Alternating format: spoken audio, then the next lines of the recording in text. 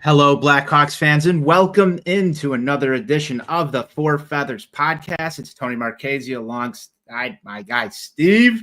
Steve, we've got a lot to talk about tonight in Blackhawks land. We've got the 2025 NHL draft in the books, free agency or lack thereof preview coming your way after that. But before we get into all of the nitty-gritty business, Steven, how are you doing tonight? I am doing great. It's Monday and I'm still good, I guess. It hasn't hit me like it normally does. I think the last time we talked was before I went to Canada, so it's been a minute. I know me and Ron, we did a couple of shows, so kind of nice to get back on the mic with you and talk some Blackhawks hockey. How are you doing, man? Absolutely, dude. Yeah, I mean, it's been a minute. I think Ronald and I got a show in there. We've been rotating it around. It's been a musical chairs somewhat of off-season content so far, but I'm doing well. It was an interesting draft. I can't wait to get into all of these different selections with you. But I mean, overall, I'd have to say weather's been nice and warm here. It's been good. We're making our way back towards hockey season. I can't wait to see these guys on the ice again. But this is always like a nice little midsummer's hockey, reminder that it still exists. This past week, you get the draft, you get free agency opening up, hockey headlines all over the place, plenty of stuff to talk about. It's a good time. It's a good time in the middle of summer, right before the 4th of July, one of my favorite holidays as well. We've got some guys in the comments here. Matthew is here. Skokes is here. Skokes says, dudes. Matt says, I'm doing great. It's Mondays. Things I've never said ever. I know I was a little taken aback by that one too, Matt. But, when you're talking Blackhawks hockey here on Tap Sportsnet's airwaves, it can be a great Monday, and that's exactly what we're having here.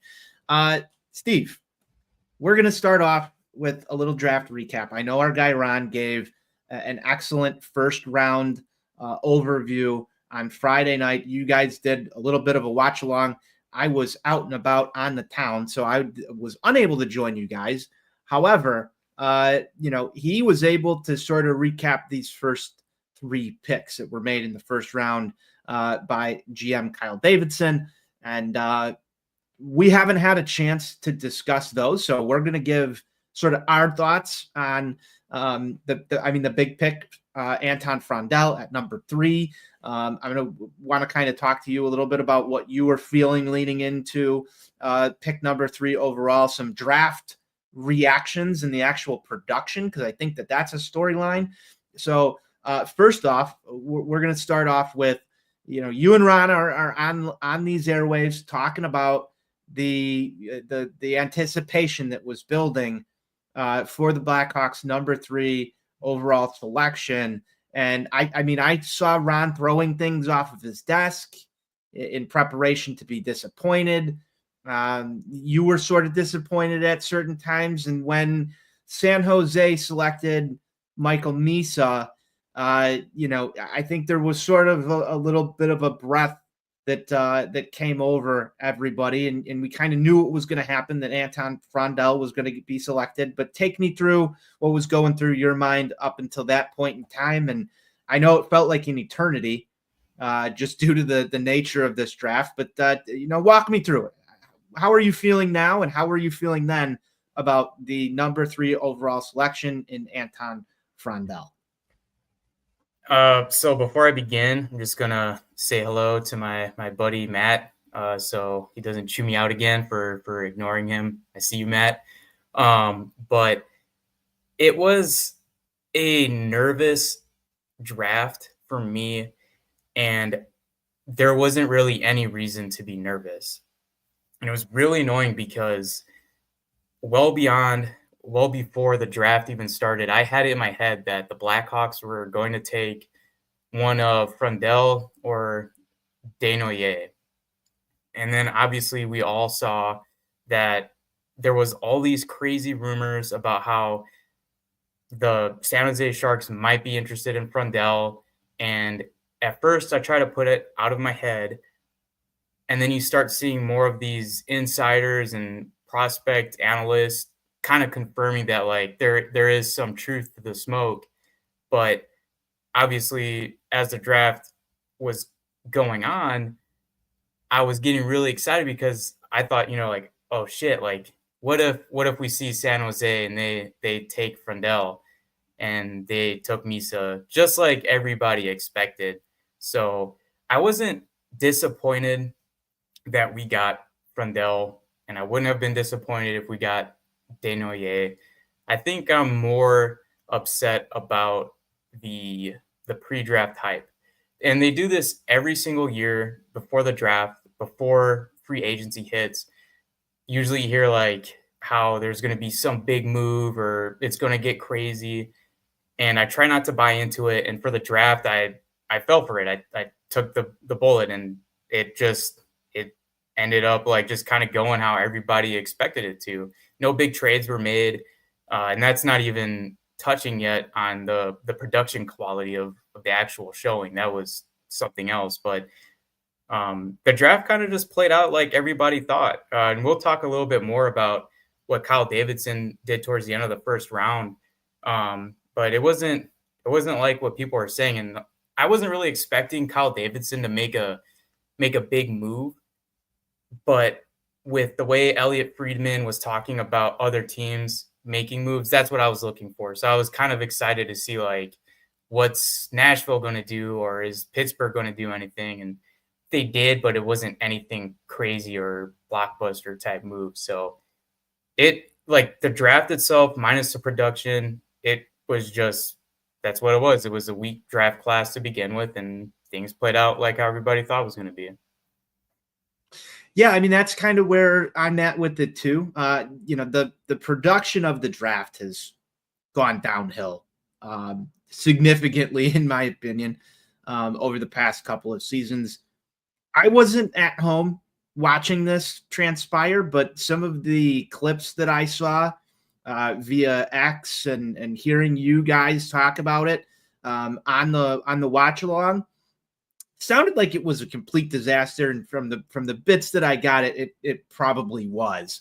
I remember sort of getting back home after spending some time away from this and realizing that we were only 20 picks in, and it was close to about 10 o'clock.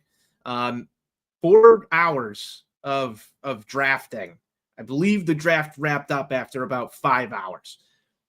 That's not a great pace if you're trying to keep people engaged. I know that there's a lot of stuff that has to take place during these drafts, and they want to give each team their sort of spotlight in order to focus on each guy. But, some of that should be left to the regional, coverage units and anybody else to sort of fill in the blanks for you.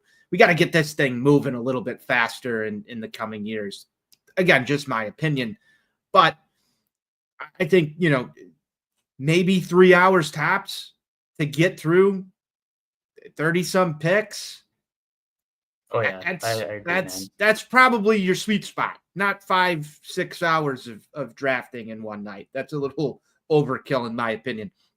Now, taking it back to the actual Blackhawks and Frondell at number 3, just my thoughts on this. Largely expected. I feel a little better based on the fact that there was all of this talk and hype that, he could go number 2. I don't know if that is like a consolation prize feeling here, but I said this going in. This is going to be a tough draft for Kyle Davidson because you get number 3 overall, and there's not really so much competition up front within this draft class to warrant any name there solidified at number 3. I would guess that Frondell probably found his way to the top for most teams. Had the Hawks not been picking number 3 overall, I would say that there are other teams that definitely would like to have Anton Frondell. However, the fact that no one wanted to trade anything for this pick when it was floated out there as much as it was tells me that, he's got some time to develop here, and it's going to be interesting. I know we already have a question in here from our guy, Matt. that Frondell said that if he doesn't make the roster, he's going back to his last team. I believe that's over in Sweden. 1 to 10, how likely do we think he makes the team or the day one roster?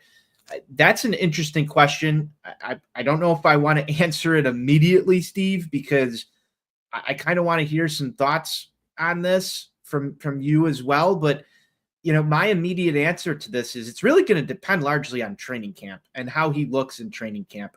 I know that there were some concerns over his performance in the last little stretch here that, some scouts are saying had he not suffered an injury, he could have been a clear number 1 overall guy. I don't know if I completely buy into that. And then others are saying, this was, it didn't grade out well in other avenues. I know Bleacher Report gave the full draft class a C+ for Kyle Davidson, and it seemed like they were handing out A's like candy on Halloween. So, I think this is going to be a very controversial pick. I don't think it's the end of the world if Frondell goes back to Sweden, but I also don't know if that's a really good thing to just throw him straight into this forward group this season if he's really not ready. So I think that there's a lot of risk here with this draft class for Kyle Davidson, and it's going to be heavily judged on how Anton Frondell develops as an NHL player and whether or not you get some of the names that he's been linked to. I mean, if you look at, what is that, JFresh Hockey Charts, there's some really, really stellar names in his comps. Now, I know not everybody believes in, pick your poison, whether it's elite prospects, JFresh Hockey. I know, Steve, you've got your own ones that you look at as well, too. But, I mean, 1 to 10, I'm putting it at about a 5 right now. That's probably my answer because I think it can go either way. Steve, your thoughts? So I think I'm going to kind of circle back to what you were saying about rumors of the supposed trade with the 3rd overall pick. I think it was Scott Powers. It was one of the beat reporters. They were saying that this was after the draft, that Kyle Davidson never had the 3rd overall pick in any trade talks. And I think that was specific to, I want to say it was JJ Peterka with the Buffalo Sabres. So I think Davidson was willing to hold on to that pick. And now specifically on to Frondell, I really think between him and Desnoyers, you can't really go wrong with either one of them, in my opinion. So I think with Frondell, and you just got to put it in context with the entire draft class because it just really wasn't deep. Now, we look back on this class in a few years and we see players who are picked a little later, like Porter Martone and James Higgins, and they're crushing it. That's when we're going to kind of look back and look at this draft class or draft pick more critically at Kyle Davidson, specific to the Frondell pick.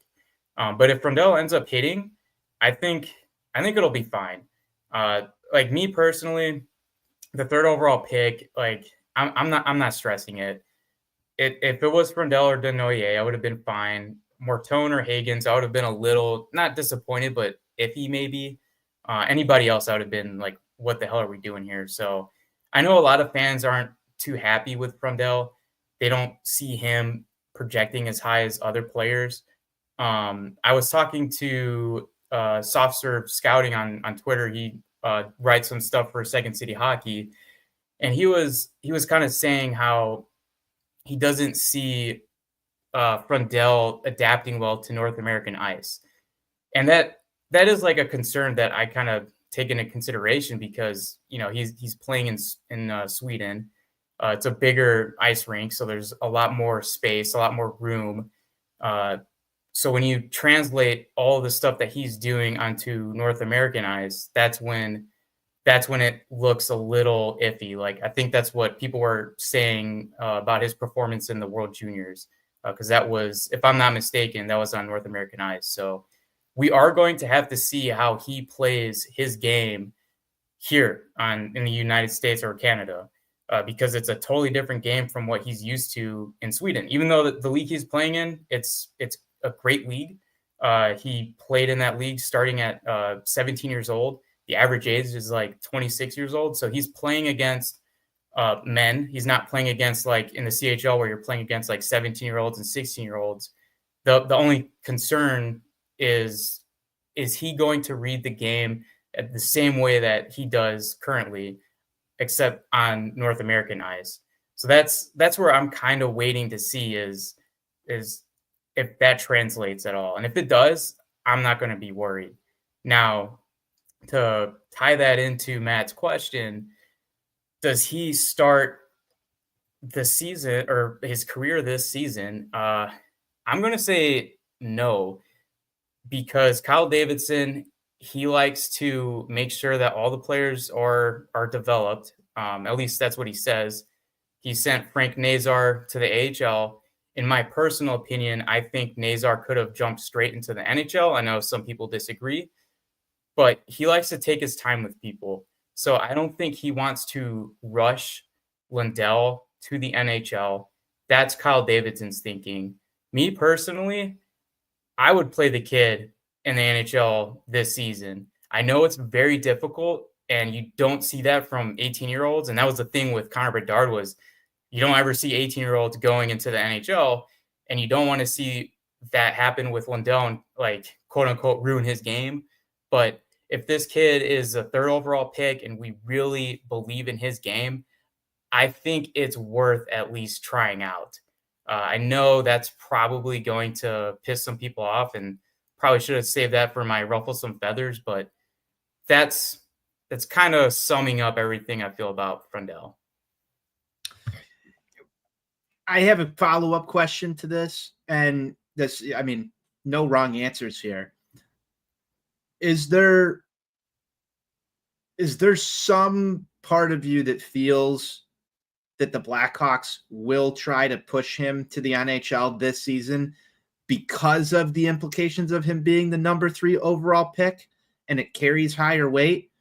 And they know that they're not going to, spoiler alert, they're not going to be able to really add here. We're going to talk about free agency in just a minute. But I feel like the fan base has been clamoring for help for Bedard. And Frondell's your new name on the block, right? He's the new name. There's not a lot of stuff that's going to just take that jump. You saw most of the prospects come up and get a look at the end of last year. Yeah, man. So, I mean, in your personal opinion, do you feel his timeline is going to be rushed? You just said it. He's 18 years old. Like, how quick are they going to move with him? Because in the same note, you're telling me like Kyle Davidson wants guys to be developed, and for Frondell's development purposes, does it make more sense for him to spend another year in Sweden, get to age 19, and maybe you're seeing him at 19 and a half, 20 years old in the United Center playing hockey for the first time? And how much is that going to drive Blackhawks fans mad if that's the case? So I think it's going to drive them crazy because they I think the majority of Blackhawks fans who don't really follow the team super in depth, they probably want to see this kid next season. And I know my dad, he's the perfect epitome of this.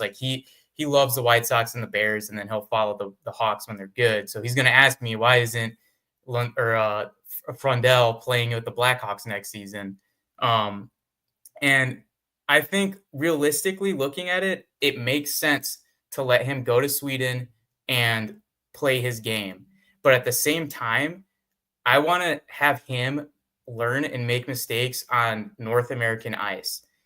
Ideally, and I know I've said that the AHL is not a developmental league, I would be okay with bringing him over to here, letting him play with Chicago. If it's not clicking, send him down to Rockford. However, on draft day, he said to Kyle Davidson he wants to play with the Blackhawks, and if that's not the case, he wants to go back to Sweden. So now you're kind of put in a situation where if you do bring him over and it's really not clicking for him, and it's apparent that he's plainly not ready for the NHL, you're kind of put in a tough spot where it's well, are we going to kind of go back on our word to you, the player, and send you to the AHL, which we know you don't want to go there? See, Or this is there going to is be where I room think for it gets conversation? complicated. Can he play in the AHL at 18? I know Ron Luce has talked a little bit about some of the weird transitionary stuff with the AHL. And I don't have the PhD that Ron Luce does. So I'm curious, if he was here, he'd be able to correct us right now on this one. But I'm wondering if this is one of those situations where he might not be able to play in the AHL. I don't know. The only thing I think that wouldn't prevent him is, I don't know how the contracts work with Sweden. I do know if you're in the CHL, that's a Right, because different he's story, and yeah. you have to I wait don't till know you're how that 20. works because it's an international pick. Right. So I think the fact that he's playing with an international league right now, I don't know what that contract looks like, but I guess that depends. I mean, now like I kind of want to look more into this, but now are we talking like if we do tell Frondell that he wants to come play with us, are we asking him to terminate a contract with Sweden? Because like thinking it from his point of view, like that's where he's from. Like he's playing with Kruger, so I mean, like that's pretty cool, like in his eyes. So I don't know. It's a very interesting situation that the more I think about it, there's like little things that I think we should look more into. I think So quick Google searching right now. I'm pretty sure because he's drafted from a European league, he can play as long as he's 18. So that's just a quick Google search, but results may vary, as we know on the internet. So Skokes is saying he believes he's eligible for the AHL. See, I would rather him be in the AHL than back over in Sweden. But again, like you mentioned, with the contract situation, are you asking him to terminate something where he's going to make, probably maybe more money, be more comfortable, be at home, than to make that jump? Probably wants to go straight into the NHL as a third overall pick. There's a lot at stake there, but Artem Levshinov is a prime example. We saw that last year. Went to the AHL, maybe made the jump towards the end of the year. I could see that being a realistic time frame, as long as it's, acceptable to the player and their agent, to bring him over here, do the training camp thing, maybe give him a couple games at the start of the season if we want to slide him back down to the AHL if he's clearly not ready. Like you mentioned, I think that's probably where I'd like to see it versus him back over in Sweden. At least we'd be able to watch him easier. Yeah. Keep an eye on the development. So, there's a lot at play there. But again, like I said earlier, it's going to largely depend on his performance at training camp. Steve, we've got a bunch of other draft picks to get to here, and we could probably do a whole show on Frondell, but we're already 25 minutes in, and I'm sure his name is going to come up a couple of more times. Hawks had another pick to start the first round of the draft. That was pick number 25, and they used this on a guy whose name I'm probably about to butcher right now, Steve, if I'm being honest. Vaclav Nestrasil is how I'm going to go with it right now. What a hockey name. I determine hockey names whether or not they're easy to pronounce or hard to pronounce. This guy's name is probably pretty hard to pronounce, at least for me. So I like it. Right wing, he's got some size. I was impressed with this pick, Steve. Watched a couple of highlights on the kid. He seems, very personable so far from what we've seen, media-wise. Looks like he's going to add a little bit of size and a little bit of strength there on the right wing. Steve, thoughts on Vaclav? Yeah, so I didn't know too much about him until I looked into him after the Blackhawks drafted him. I think he was picked a little higher than what others had ranked him. Again, weak draft class, not too concerned about that. He's a big dude. He's I think you said it, 6'5", 187 pounds. He scored 18 goals and 40 points in 57 games in the USHL last year. He's big. He's a good playmaker. He's got incredible reach. And I think the only downside to him is that he's kind of a project. The first of multiple projects that I think Kyle Davidson picked in this draft. But elite prospects, when I was reading up some stuff on him, they called him one of the bigger projects in the draft class. But they project his ceiling to be a second line power forward. So if he does hit, I think that's going to be a good thing for the Hawks. As we saw in this draft, that Kyle Davidson, he targeted like the dudes who are big, and I think what we're seeing is. Can I stop you for 1 second here? Doesn't that ahead. make it very interesting that Porter Martone was not part of this draft class? Yeah. I mean, so the only thing with Martone was his skating mechanics. We all know Davidson has got a thing. I know, but it's just he would have completed the like draft class of we're going big or going home. I think it would have been you're right. Porter Martone, like not that I wanted that. I'm happy with the Frondell thing. I know I've said I wanted Porter Martone in the past too. But when you just look at this whole entire draft class, before we go any farther, it's kind of interesting that Porter Martone was not part of it. And I feel like almost as if this selection and the one that comes after it were trying to find maybe a Porter Martone. Yeah. No, yeah. Trying to look for Martone. I think the Florida Panthers heavily influenced a lot of what the scouting department was going for. I think they're influencing a lot of what the NHL is going to be doing in the next few years. They're going to be mimicking what Florida just did for the past 3 years. So I think what Davidson did in this class was he drafted a bunch of big dudes, and he knows that at least one of them is going to be at least close to hitting. So I think that's the case with I don't know how to say his name, Nasal Man. That I think he's going to be a good pick if he turns out to be the power forward that they think he is. Yeah, I love power forwards. That's why I was very intrigued by this pick. And then when they go and they make a trade, and I know this one's going to be heavily debated. This probably might be up there with Frondell. And they trade up. Kyle Davidson sends 2 second-rounders in this draft and a 5th-rounder in 2027. And I guess as the media rumors have it, Davidson had gotten a leak that the LA Kings were going to select Mason West and have him be sort of the hometown show-off pick. And Davidson, you've got the quote here somewhere.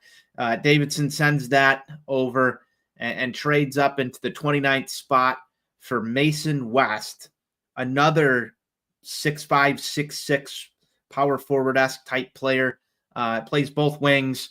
Hawks get him at 29. The interesting thing about him is he is preparing for his, I believe, senior year of high school as a quarterback. Out to win a state championship out there in Minnesota. Very athletic kid. You mentioned the word projects a few minutes ago. There seems to be sort of a project label slapped on him as well, but ultra athletic. I think I've seen a couple more football highlights from him at QB than I've seen hockey highlights. If you do a quick Google search or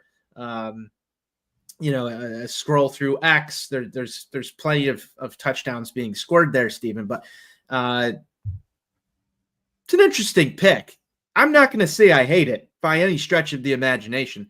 I think the first round added a lot of size and some potentially high floor talent with size to this roster. And that's not something that I feel is going to be cheap on the open market to acquire long-term. So I'm really okay with the strategy here overall. How about you? Yeah, at first, I'm going to be honest, I was pretty upset. I think you seemed very upset. That's why I was waiting. Yeah. In large part, it was definitely the bourbon that I was drinking that night. So because I knew of West, I knew he was kind of a stretch just because of the football thing. So I think he's had a couple of offers to some D1 schools.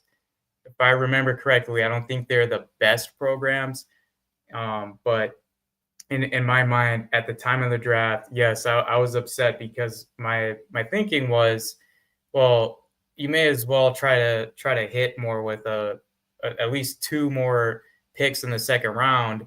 Now you just gave him away for like this kid who, in my mind, I'm thinking he's probably going to pursue football if that's an option because it's more lucrative. It's football. I know he said he's going to play hockey.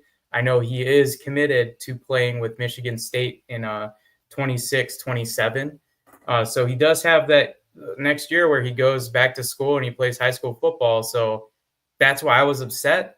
But at the same time, and the reason why I've kind of calmed down from that is in this type of draft class where it's a weaker class, which is what you have to consider with every single pick that he's made, this is the kind of gamble that I'm very much okay with him taking, because those 2 second rounders, they're what, like, you're probably not going to hit on them because the percentages are so low anyways, and you may as well trade them when you have a billion draft picks already and take a huge swing on this kid who apparently if he hits, he's probably going to be a decent player. Like you said, he's super athletic. He's a great football player. The kid's got a cannon for an arm. But like the other thing too with that is as a quarterback, and this is what I can't remember, one of the beat reporters were saying this, but he's able to translate his ability to scan and read plays as a quarterback to being on the ice. So when people are watching him, his head's up and it's scanning. And that's, if you've played hockey, you know, like if you're staring at the puck or you're not like paying attention to routes, lanes, and space, you're going to get your shit pushed in. So I think really it's more of the fact that one, he's athletic as hell, and he's got the mental capacity to think strategically under pressure. I think those 2 things go a long way. So that's why I'm okay with the pick. I see a comment from a world's worst gamer. He's saying he hate the pick. That's how I felt at first too. Like you saw, I was pretty pissed off. I even got into an argument with somebody on Twitter, but I'm okay with it now. I don't love it. I don't hate it anymore, but I'm at peace with it. Here's a couple of my thoughts on it too, because I mean I know this one's going to go down very controversial, but for some of the same reasons that you said as well, taking the chances here, I kind of liked it.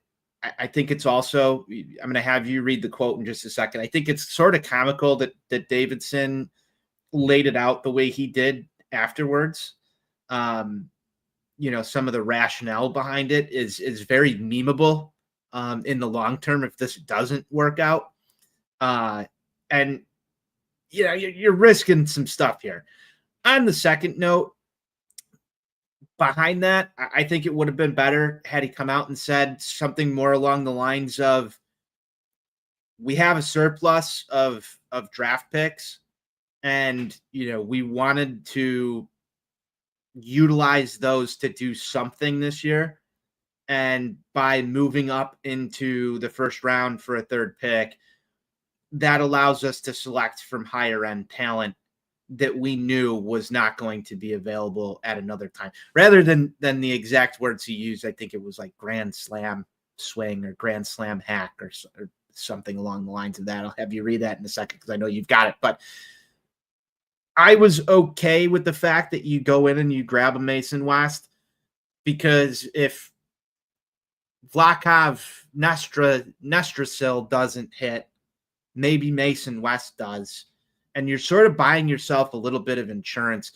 I know it would probably be more advantageous, as World's Worst Gamer says, if the team was a little bit more put together to do that. And this isn't it could be my ruffle some feathers. I'm going to burn it now. this team is not going to win the next 2 seasons. And I know nobody wants to hear that. You're buying in, and Kyle Davidson as a GM has really moved the goalposts continuously throughout this thing. And I think people need to realize that those goalposts aren't, we're going to the playoffs in 26. It's not, we're going to, we might be sniffing sort of contention in 27, but this rebuild has really elongated in the fact that you haven't been able to bring in star players, and you're banking on some of these draft picks in this year and most likely next year to take a 4-year roadmap before you see that talent amass. And as a fan, you fucking hate to watch that happen because it means more of the same. However, in the long run, if it does pay off, you're going to have a lot of talent all starting to peak at the same time. And that's what Kyle Davidson's betting on. It's also putting Kyle Davidson in control longer. And most people don't want that either. But it's not a bad move if you're Kyle Davidson to elongate this as much as possible for your own career. I know no one wants to hear that. It's probably going to ruffle a lot of feathers. But this thing is starting to get a little bit more drawn out. And it's probably also not for the same fact that Kyle Davidson intentionally wants to lose more. However, you have to realize what's on this free agent market. We're going to talk about that in a minute. It's barren. And Ron said this on an earlier show this year when we were talking about Ryan Donato re-signing. That's your big move this offseason. So I'm okay with taking sort of that approach, while I'm going to be frustrated, and you're going to hear me on here probably screaming in the middle of the season about how unwatchable things are. There is sort of a longer term plan that you can sort of see starting to develop. Kyle Davidson's biggest mistake still to this day was going to the press and saying that he wanted to get out of the basement of the NHL last season and it not happening. Oh man, a lot of feels from that because I share what you're feeling, and I think the frustrating thing is what you're saying with how the goalposts keep moving forward, and to kind of tie that in with another comment from I'm gonna keep messing that up. It's the bourbon, but World's Worst Gamer.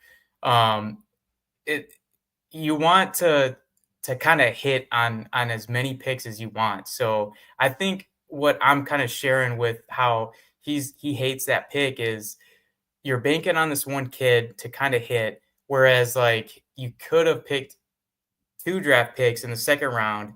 And the thing is like right now we're seeing this as like a pretty bad draft class, but we don't know how that's going to turn out into like the future because nobody knows who the fuck these kids are going to turn into. Like nobody knows. So you're really taking your chance from 2 kids onto like this one kid who I think, in my opinion, might go choose football. And so now you kind of just wasted it. And what kind of pisses me off about that is like there's a lot of people who will automatically defend that pick with just, oh, we already have enough draft picks. We don't have to worry about wasting 2 draft picks because like Kyle Davidson has already got 11 first-round picks. He's got so many, which is true, but just kind of like what World's Worst Gamer is saying is like, if you stockpile all those picks, even if it's just a second rounder, which like the statistics show, like they're probably not going to be playing in the NHL, at least you're still getting 2 players that might. And a lot of these teams who see success from the draft, it's hitting on these late round picks. So like, I know like the second round isn't late and you don't want to just bank on drafting some no-name kid like the guy we drafted, Cumbie. But like, and this is why I was so mad. And I think it's like kind of undoing the brainwashing that I've had.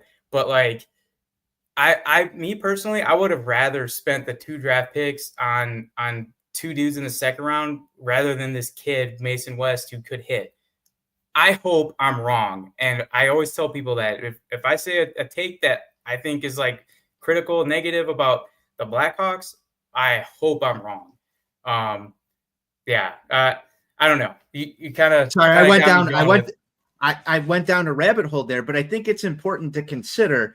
We're only at Mason West. We got a couple other names to talk about here too, but the fact of the matter is, and you can see this starting to line up and what's transpiring here with some of the moves that have taken place today, and our guy Ron Luce, it's Christmas. It's tomorrow, and it's going to be a fairly empty Christmas for him.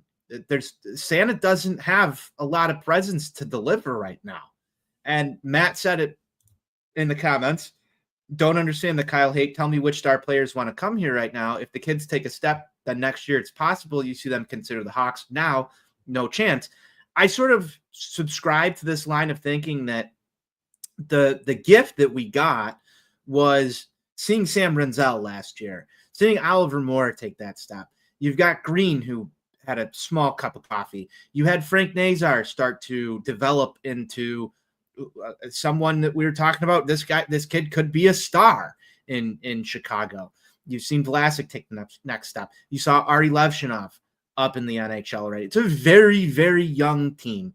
And if you go and compare this right now to a team like the Florida Panthers, you're going to find yourself coming up significantly short on the level of high-end talent of where they're completely put together.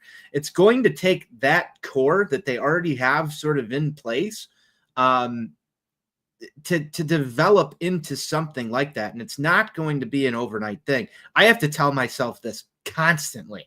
It's almost like a repeat, wake up, stare yourself in the mirror every morning and be like, the Hawks aren't going to the playoffs this year. And that's okay. You have to tell yourself that repeatedly. Otherwise, as a fan, especially as a fan who's, also enduring a Chicago White Sox rebuild alongside a Chicago Blackhawks rebuild, it's entirely depressing to wake up every morning and be like, no star wants to come play for this team right now. They just don't. Yes, it's unfortunate that Connor Bedard has no help. Yes, it's a concern that they can't find people to play on his wing, but like there's been accountability. Look at what happened with Phil Kurashev today. There's been accountability if you don't produce. So you have to just sort of look at this and say, yeah, this is going a lot slower than I wanted it to, because Connor Bedard was looked at as an accelerant. Okay, let's build around it. Yeah, 2 years ago, I was sitting here thinking to myself, like, pour everything in right now, short-term deals, load it up on high-end talent. Those contracts just never worked out because you look at some of the stuff that players are getting right now. You're still going to need to re-sign some of these guys. We don't know what those contracts are going to look like until that bridge is crossed. So you don't even know how much cap space you have to play with. Sure, there's a ton of it available right now, but it's going to look a lot different once extensions get handed out to Connor Bedard, to Spencer Knight, Frank Nazar. Like, some of these names are going to command some pretty high dollars if they continue to perform. So I still think we're a little ways away.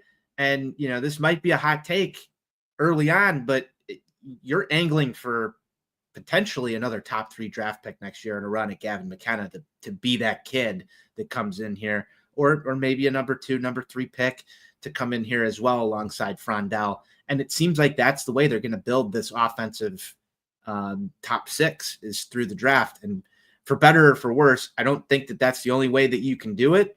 But if you want to add high-end talent, the cheapest way right now in the NHL is through the draft. All these other names get locked up. Steve, we've got more draft to talk about. Round 3, pick number 66, Nathan Bem, another winger. Pick number 98, Julius Sumpf. Don't know much about either of those guys. Parker Holmes comes in at number 107, another left winger. Ashton Cumby. I was excited for this pick, mainly because I'm a big fan of hockey fights. I know that there's been a couple of fights where it seems like he, maybe did some real damage to some other humans. That's enforcer type stuff. And then a goalie selected at number 194 overall, another Ilya to add to the mix, and Ilya Konarski at goaltender. What did you see out of the later rounds of the draft, Steve? Yeah, so kind of like what you're saying, Kyle Davidson targeted a lot of size. So a lot of these guys were maybe Bem was kind of selected a little. So he was actually projected to go in the second round, and he got picked 66 overall in the third round. So maybe the Blackhawks got maybe lucky there. I don't know, but other than that, I think Sump, Holmes, and Cumby. I think two of those three names weren't even ranked from the draft. Now, I'm going to preface that with, I'm not concerned with that at all because we have no idea how any of these players are going to hit. But Kyle Davidson and his scouting department, they had a specific need that they were trying to pick out, which was size. Parker Holmes, just like how you were saying, Ashton Cumby, who was the only defenseman the Blackhawks drafted, not an issue. Much like Cumby, Parker Holmes, who's a forward, he's known for fighting. This dude is huge. He's 6 feet 5 inches, 214 pounds at 18 years old. And it looks like the Blackhawks drafted their version of Matt Rempe, which I have my own thoughts on, which I'll get to in a second. But I guess for like the rest of the draft class, I don't know if it's a concern or anything I should even be worried about, but two of these guys that they drafted were overagers. So we drafted two 20-year-olds who had waded through the draft twice already. I think that's more testament to how weak this draft class was. And that's kind of what's reining me in from being as super critical as maybe other Blackhawks fans are. But at the same time, I feel like Davidson was maybe a little influenced by how the Florida Panthers looked, how they're kind of they bullied their way through the playoffs 3 years in a row, especially these last few years. And Davidson wants to ensure that he has those players in place. And kind of just tying it into what we were saying earlier, I think Davidson is, I give him props to sticking to a plan where he wants to build a team through the draft. So this is his way of doing that is, well, okay, so we need a dude who's huge and who's going to crush somebody into the boards. Well, I have to go draft that player. So he's trying to find that and build it through his own system instead of finding that player through free agency. And that's kind of where I take an issue because those types of players you can find in free agency, which I'll save my thoughts on that. That's been the knock on some of these later round picks is you can go get these guys easily. Yes. I look at this as well and say, maybe a couple overagers, you get them in here, very friendly deal. You've got them for a while. Maybe you can slide a guy from AHL, NHL, and you need to plug and play an enforcer. Potentially, you see, Cumby or Holmes in a year or two playing that role for you. And, I don't exactly know what the cost savings is going to be there, but there was obviously some sort of need. I think there was another quote that they had interviewed all the CHL players. Do you have that one? Here. Yeah. So this is from Ben Pope. He tweeted out, Blackhawks scouting director Mike Donahue, we felt the need to get a little bit harder, tougher to protect some of our skilled players. And then Pope says, they asked every CHL prospect at the combine who the toughest kid in their league was so they could try to draft that kid. Now, I don't know about you. I hope that was kind of tongue-in-cheek because I'm not taking it as tongue-in-cheek. If that's how I'm choosing my players, And that kind of makes me worried because I don't care how weak a draft class is going to be perceived. I'm at least going to give a little bit of a shit and do my due diligence to find the best player. Not really concerned with the fact that it might look like a weak draft class. So if that's really something that happened, I'm a little upset. I hope that was just kind of a tongue-in-cheek comment, but I don't know. What do you think about that? I like it and I hate it at the same time because, you want to find the best player available, but at the same point in time, I think the Hawks sort of played some weak hockey last year in certain aspects. Not weak as in, bad, because we all know that that's what we watched, but weak in a sense that there were multiple times last year that I think we were on this podcast or you're posting during a game and it's, who the fuck is standing up for Connor Bedard right now? Like whose job is it? And Pat Maroon did an excellent job. I'm going to give him his kudos. You saw Foligno a couple of times in there, Dickinson, but there were multiple times where it felt like the Hawks were being pushed around a little too much and people were a little late to the party. And just my perspective, I know you can go get a veteran cheap to do that, but I think it sends a little bit of different message when you sit Parker Holmes and an Ashton Cumbie down and you go, look, you're a 4th and a 6th round draft pick. If you want to play in the NHL, your job is to make sure that no one ever fucks with Connor Bedard. And go out there and prove to me that that's what you're going to do. And if you're the, 9th, 10th guy on the depth chart and you're going up against the Florida Panthers or, Ottawa Senators and you've got Brady Tkachuk, I would throw Ashton Cumbie out there. What do you have to lose? I remember talking to Brent Sopel on these airwaves about what it was like when he came from, into hockey. And, his thing that he was always told was go out there and hit people. That's how you're going to make your living. And so when you give sort of this message to certain guys in this draft class and you say, hey, this is your assignment to make sure that people respect Frank Nazar, respect Connor Bedard.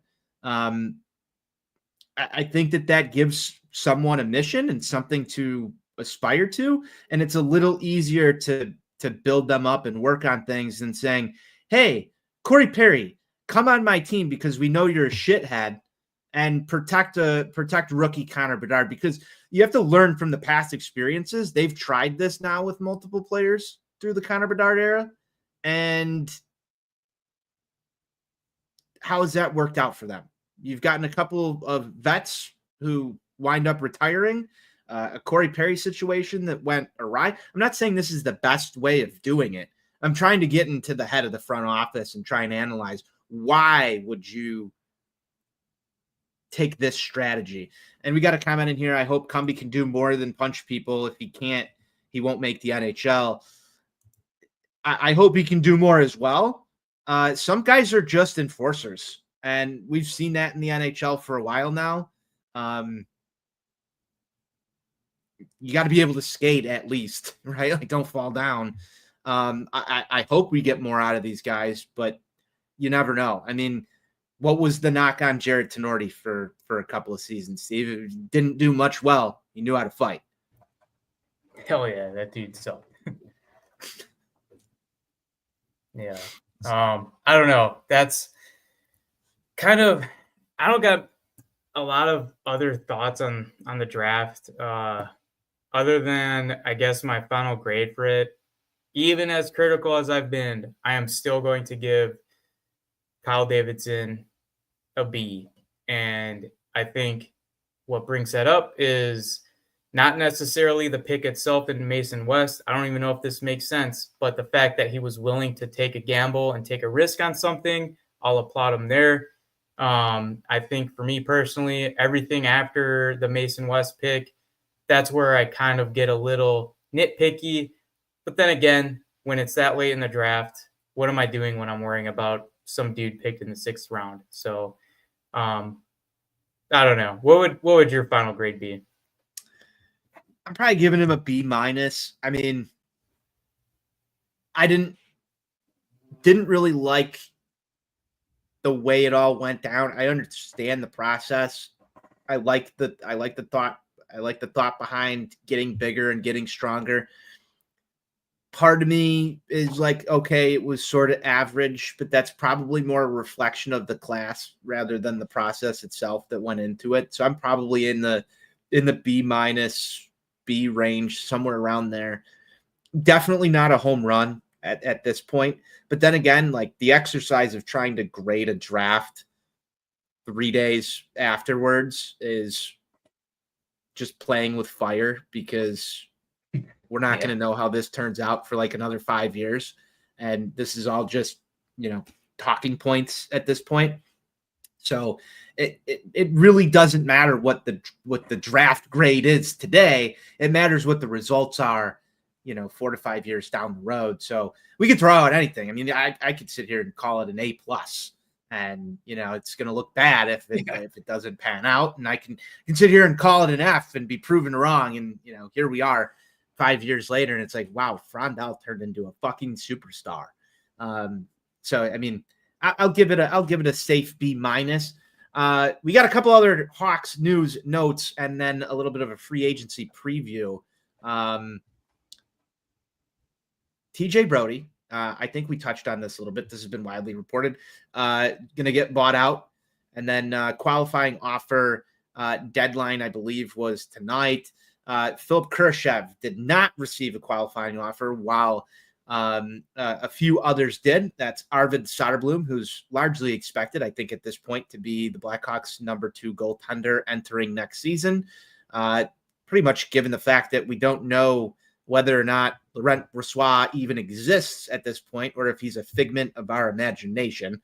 Wyatt Kaiser, a name that has come up on the show a lot, also gets a qualifying offer alongside Big Lou. Louis Crevier also getting the qualifying offer to come back into the fold for next season. Talking about guys with size. Big Lou, #back. Steven, any surprises here? None whatsoever. I think that's how it all played out. That's how everything was going to happen. So I would have been surprised if Kurashev stayed, but he's best of luck to him. So yeah, he took a beating in our On Tap Sportsnet Four Feathers player grades. I think I was the only one to give him like a D minus, and you and Ronald gave him a solid F for his performance this season. You can go check that out over at ontapsportsnet.com if you're curious on how we graded these Blackhawks players. No surprises for me either here. I know there were a couple of rumblings online of people pretty upset that Arvid Soderblom still exists on this roster. I thought he had an okay year. Showed some signs of improvement, enough to warrant himself a qualifying offer at least. And then Steve, it's time to talk about a couple of other things. We'll get into the free agency preview. Free agency opens tomorrow, I believe, at 11 a.m. Central Time. It has largely been considered on this show our guy Ron Luce's Christmas morning, meaning that it's basically the happiest day of the year for Ron, because he loves NHL contracts, free agency, and all the pandemonium that ensues. A lot of stuff got done ahead of this deadline, or ahead of the opening of NHL free agency, I should say. That's largely diminished any thoughts of it being a wild day. Today actually seems like it's a wild day, and much like sometimes Christmas Eve feels more like a holiday than Christmas Day, I feel like the Eve here is coming up to be the one that everybody's going to talk about. The big name, Mitch Marner, traded to the Las Vegas Golden Knights after signing an 8-year extension at $12 million AAV. That's $96 million total contract with the Leafs. Traded to Vegas in a sign and trade that takes him off of the free agent market. That's a name that I know that Blackhawks fans have largely debated back and forth as to whether or not he's the answer to come in here and be the big fish. He will not be. He'll be spending a lot of time out there, probably visiting the Sphere, hitting up the Strip, and continuing to lose playoff hockey games out there in Las Vegas. You can take yourself out of Toronto. You can't take Toronto out of you. Patrick Kane is returning to Detroit on a one-year deal, incentive-laden one-year deal. That I think we all knew that Patrick Kane, Blackhawks legend, will always be a Chicago Blackhawk, returns to Detroit, one-year deal, like I said, incentive-laden contract. It sucks seeing him in Detroit, and I think we can always go back to the fact that him wearing another sweater is somewhat just disgusting to see. But nonetheless, will not be returning this year. Again, only a one-year deal. Steve, any thoughts on that? I know there's a couple of other big moves out there. I wanted to highlight, I think, the two main ones that were done today as it relates to Chicago Blackhawks hockey. Yeah, for Mitch Marner, I think it's been a little bit of a while now that I think the hopes have kind of died for Mitch Marner coming to Chicago. It kind of made sense that he would be going to Vegas, especially recently. If you were paying attention to like all the news and rumblings and stuff, there's been some talk about some tampering fines being handed out to somebody. I don't know if that was in relation to the. I did not see these tampering fine allegations. I'm gonna have to refresh on a lot of stuff because Toronto and Vegas were hashing out their trade deal with Marner. Nothing was like officially set in stone. I don't know if this was Toronto kind of strong arming Vegas into making a decision. I'm trying to remember correctly, but I think they were saying something along the lines of if Marner just ups and leaves Toronto tomorrow, and then if he were to just sign with Vegas, they would take tampering up to the league. I think in Toronto's best interest, they have an outstanding superstar player in Marner. They don't want to let him go off for just nothing. So they were just saying that just to kind of get Vegas going. But on the flip side of that, you do see the NHL putting out like a reminder, like officially, of the tampering fine. So like they put out like, this is what happens if a team is caught tampering. And I think Elliot Friedman, he was saying like the NHL is making it very clear that they don't want anybody fucking around with tampering, and that if anybody does, they're going to throw the book at them.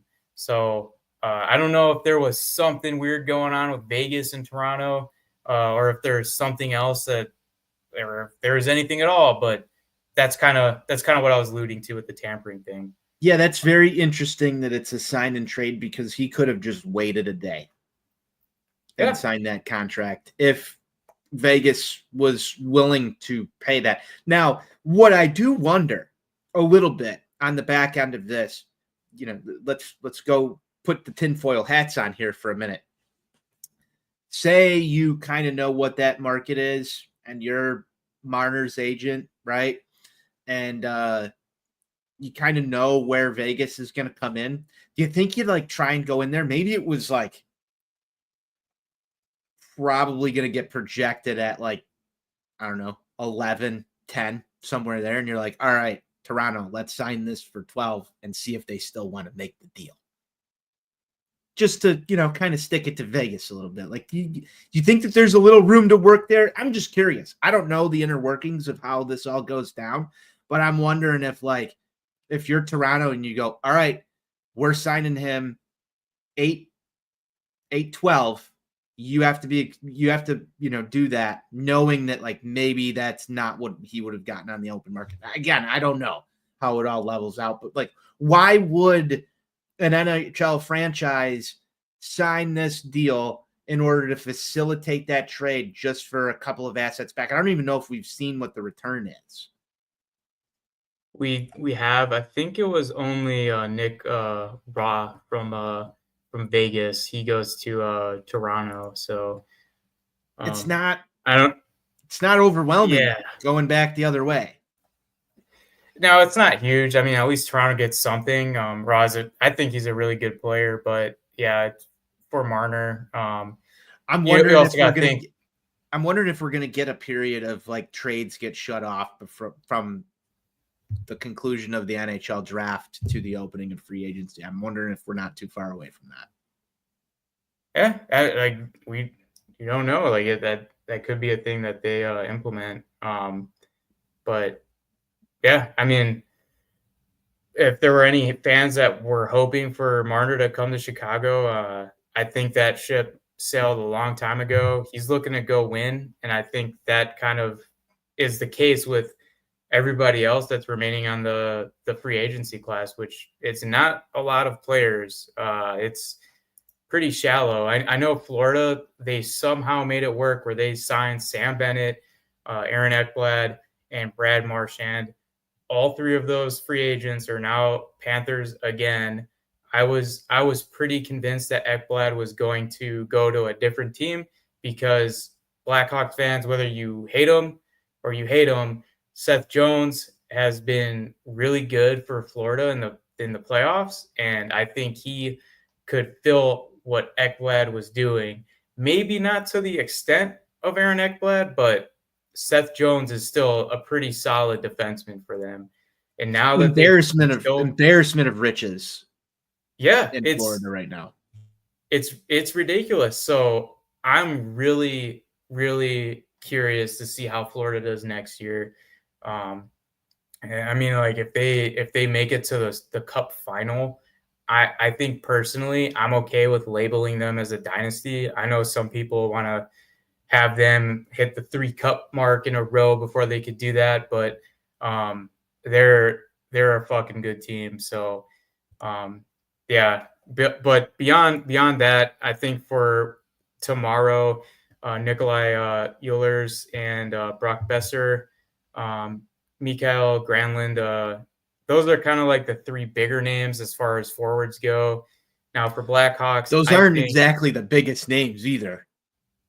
no. So the Blackhawks, They're your they're premier not going free to be agents, but yeah, not the biggest like of names. 100%. And for defensemen, it's not any better. And the Blackhawks, they're not looking to sign a defenseman. We have a hole right now all over the place, but specifically, we want somebody who could play with Connor Bedard and Frank Nazar. And quite honestly, none of the players we have are going to get it done. But tomorrow, what we're looking at, I think, out of all the free agents, Granlund, Boeser, and Ehlers are the 3 players that could make something happen for this Blackhawks teams. Ehlers, he's not going to go to the Blackhawks. He wants to go win. His prime is ending soon. I think he's going to go to the Carolina Hurricanes. They have a need on their second line right wing. I think Ehlers is a perfect fit. He's going to go there. He's going to do great things. He's not great with physicality, but he's a great playmaker. I think he'll do fine in Carolina. The thing with Carolina is they still need their superstar, but that's a whole different discussion. Brock Boeser, I think he would be pretty good with the Blackhawks. Not great. I think he would improve their scoring because he's a good scorer, not a great elite scorer. But for him, same situation. He wants to go win. So I think he's going to go to a good team. Probably makes sense for Boeser to go to his home state, Minnesota, and then probably be stuck in a middle, almost trying to be a good playoff team there. And then for Mikael Granlund, he's 33 years old and he's a center. Me personally, I don't want anything to do with him because he's going to block all the young players that we already have. And all 3 of these players, I know term is not a thing a lot of free agents are looking for just with the way of the cap. A lot of free agents are signing 6-year deals. Still, I don't want to sign a player who's 33 years old for 6 years on this team. That sounds like a Stan Bowman move to me personally. So when you're looking at it, yes, you want to see Kyle Davidson do something big on free agency, but at the same time, there's not anything for him, and there never was anything for him to sign. Trades, totally different story, but yeah, I think we can all expect a pretty quiet free agency tomorrow. That's what I'm expecting as well. I mean, Ben Pope put it out there. Hawks should at least inquire on those names. Also, threw out there that perhaps names like Jonathan Drouin, Jack Roslovic, Victor Olsen, or Andrei Kuzmenko could make sense. Those guys can contribute, but albeit relatively empty calorie points. I would expect one of those names to potentially be a Chicago Blackhawk tomorrow, if not by Wednesday. Hawks will probably also look for a veteran D man as well, Steve, just to add to the mix. I don't think they have to, but I would expect them to with the departures of Alec Martinez and TJ Brodie.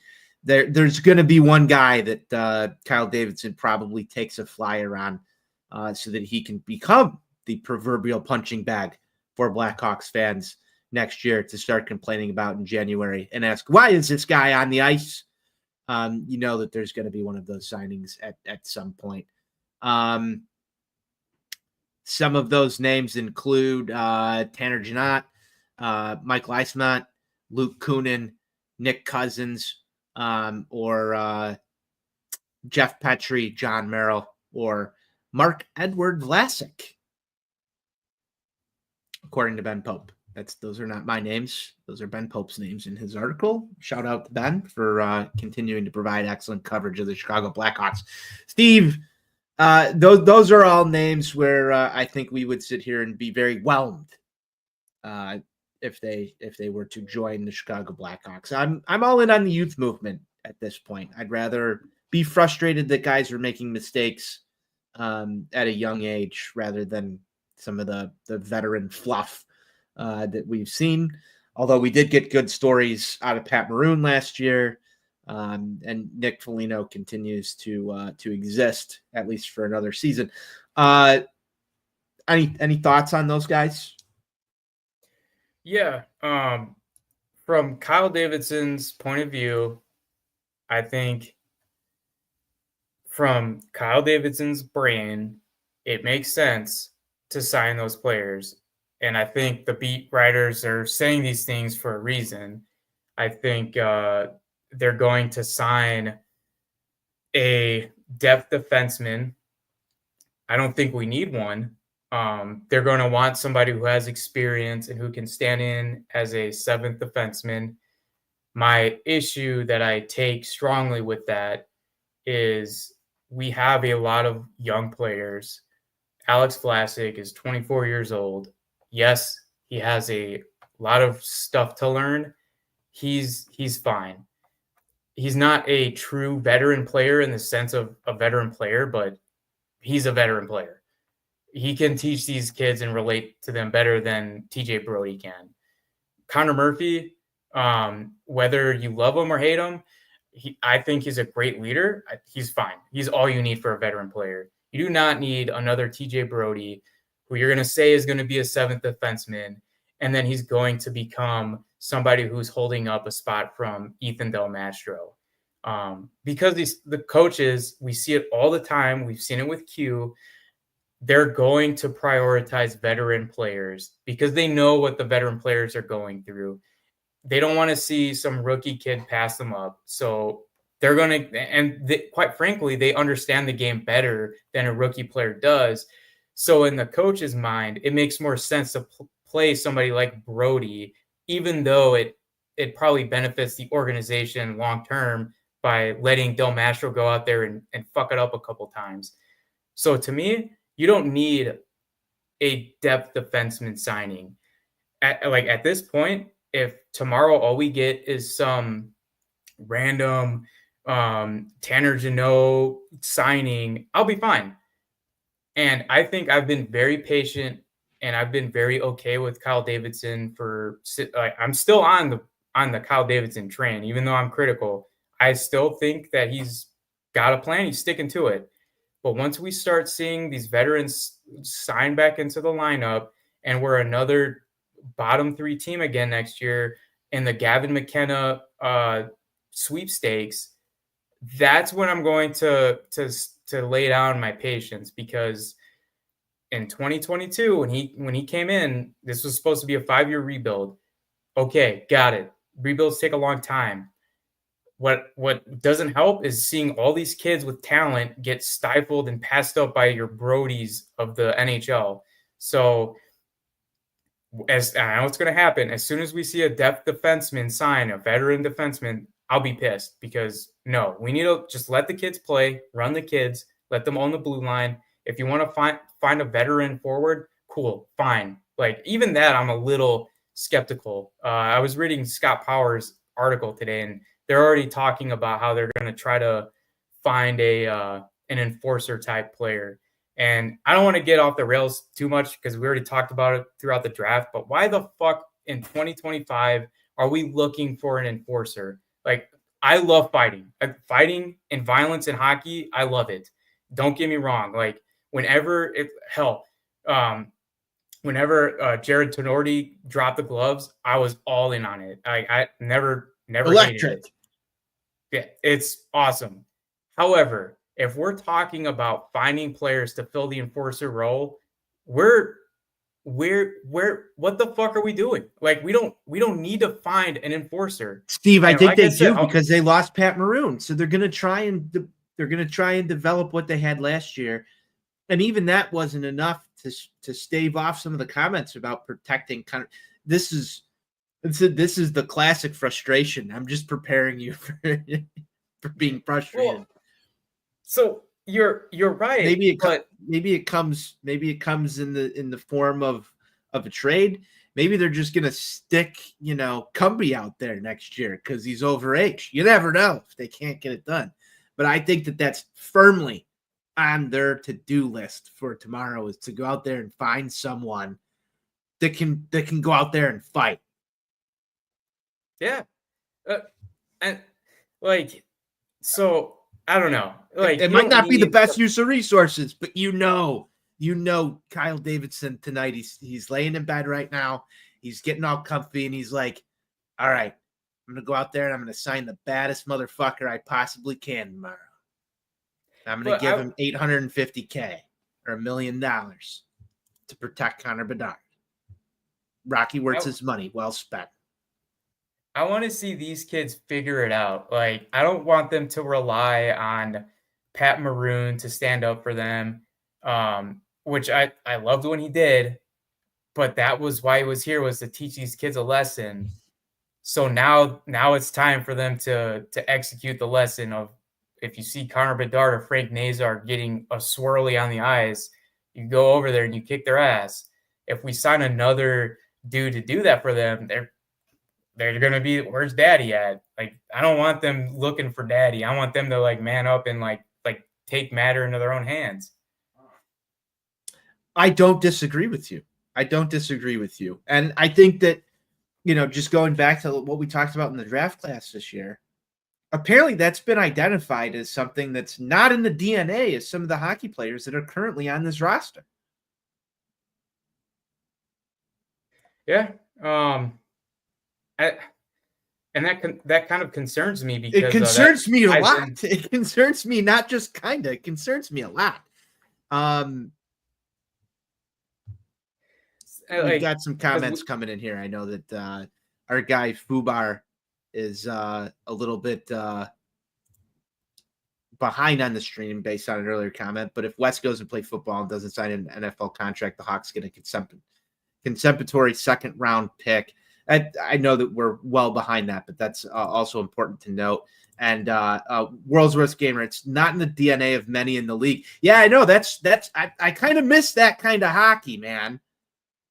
And that's why I'm okay with some of the toughness and the TW. You see it in our intro. Yeah. Speaking of intros, your name's in the intro now. Thank you, Brian Lefevre. Early stick taps to you for putting the intro back together. We finally have Steve's name on the intro. I know it's been long overdue, but TW. It's in the intro. The will to win. I know we're borrowing that from some Chicago White Sox lore here, but we want grit. We want TW. You want guys that are willing to lay it all on the line for the Indian head. That's what you want on the Chicago Blackhawks. I want to be proud of the team, and I want to protect the stars, and I want to see guys out there that are okay to drop the gloves and just, make it tough to play against the Blackhawks. It can't all just be skill and finesse. And there's the number hanging in the United Center, number 3, that goes to 2 players, but one of those players, Keith Magnuson, was the epitome of what it meant to be a Blackhawk. And I think what you just kind of said sums up everything, where like you want these kids to care about that stuff. You want them to care for their team, to fight for each other. And man, like I hope it isn't. I just hope they don't need a Pat Maroon to get them riled up and find that fight. Like, yeah, I don't know. I could keep going on for forever on this topic. I don't want to keep rambling. Yeah, we can do a whole episode on hockey fights. Steve, we're about to close the show down. It's been an hour and 20 minutes of some fantastic hockey talk here. Do you have any more ruffle some feathers? I feel like we did enough ruffling some feathers already, but if you've got another one, go ahead. I'll leave you the floor here. Got to ruffle some feathers? I can't remember what I said earlier. I think that was my ruffle some feathers. I've probably done it a few times already. So as of right now, I do not. All right, perfect. I will fly through that one. No ruffling some feathers. I think we ruffled enough. I've got a stick tap. Ron Leuston, excellent job holding the Four Feathers podcast fort down on Friday night. I know you joined him for a watch along. He did a first round recap as well. Thank you to Ron. He's out of town right now, was unable to join the show. Can't wait to get him back on the airways. So stick taps to him. And then again to our guy Brian, hooking us up with the updated intro for Four Feathers podcast. And Steve, I'll just throw another one to you. Excellent coverage, free agency preview. You can go read that over at ontapsportsnet.com, as well as breakdowns of all of these draft picks as well. ontapsportsnet.com /NHL/Blackhawks. You can get all of your Blackhawks news at ontapsportsnet.com. Steve, you got a stick tap. Yeah, to Brian for spelling my name right. I appreciate it. Thank you. I know it's got a lot of letters and W's, but I appreciate it. Brian's the man. Brian does a lot of video work for us. He's a legend. You can catch the fever over at Brian Lefevre. Great video editor. If you've got video editing needs, you can get Brian's information. Just send us a DM. I'll hook you up with a great video editor. Steve, that about brings us to the end of this episode. Any final thoughts before we get on out of here? I think I need to go on a walk and kind of let out some of my rage against what's going on. I think if we're looking at things at the grand scheme of things, hopefully everything will work out okay. But that's pretty much it. I'll leave it at this. Rebuilds are not promised successes. And as sports fans, when your team enters a rebuild and you start to acquire talent through the draft and through trades of existing assets, and you start to amass all of these things, it's very easy to look for the light at the end of the tunnel. Whether that be through comments, performance on the field or the ice, there's no greater feeling than when you can start to see the bridge towards success. I think we're still in the tunnel and there is no light at the end of it, at least sitting here right now. That light is probably coming at some point. It doesn't mean that we're going to reach the final destination, but I think, for as frustrated as it may feel at this very moment, I want to just give some early predictions that this team will once again be at the bottom of the league in terms of the standings at the end of next year. Our guy Sonny, and I'm going to use this as part of my final thought, Sonny had thrown a comment in here that says, I do think this could be the first offseason where folks start to get more aggressive with GM KD.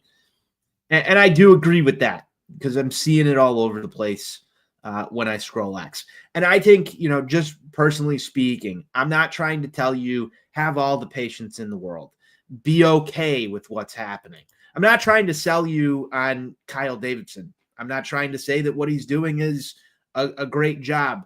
I'm just trying to get into the mindset when I talk on this show and evaluate the reasons why things are happening. A lot of times I'm talking on here and it's not even how I want to feel as a fan, because I want to wake up every morning and know that the Chicago Blackhawks are a top 5 team in the NHL and have a chance of making the Stanley Cup. And I want to rub it in everybody's faces that the Blackhawks are better than your NHL franchise. I live for the day that I can do that again, because those were some of the best times of my life. However, looking at the market right now, looking at what Kyle Davidson's done this offseason, knowing that we have a brand new head coach, we don't know what things are going to look like come October, November, and into December. What's all going to gel together? What's not? What prospect that performed great at the end of last year comes out into a slump? And what guy's going to come out and have a Ryan Donato or Kurashev a la 2 years ago season? It's all fluid. But the talent is definitely not there. It's still in the development phase. And so things might take a little bit longer than what was probably anticipated about a year and a half ago.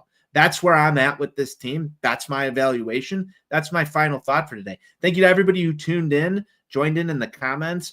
We were on X, YouTube, Facebook. Thank you for tuning in on whatever platform you did. You can continue to follow us at Four Feathers Pod on X, ontapsportsnet.com.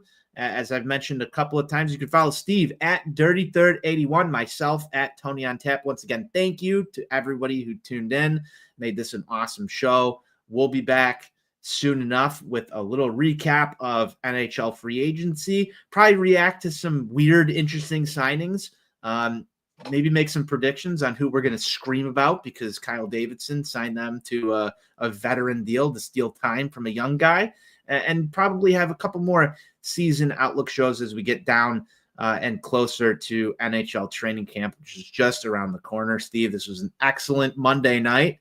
I know our guy Matthew will probably find that to be a bit odd when he hears somebody say that Monday night is excellent. But once again, thank you to everybody. That's all we've got for tonight. Let's go Hawks. Let's go Hawks.